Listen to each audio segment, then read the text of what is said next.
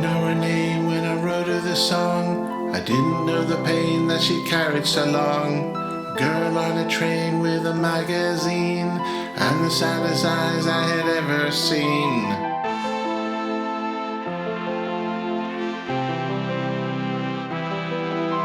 A 20-something girl in a pair of ripped jeans. She was dangerously hot, nitroglycerine.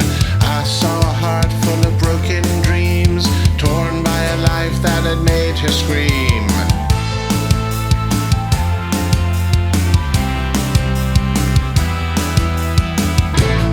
Now she smiles for all the world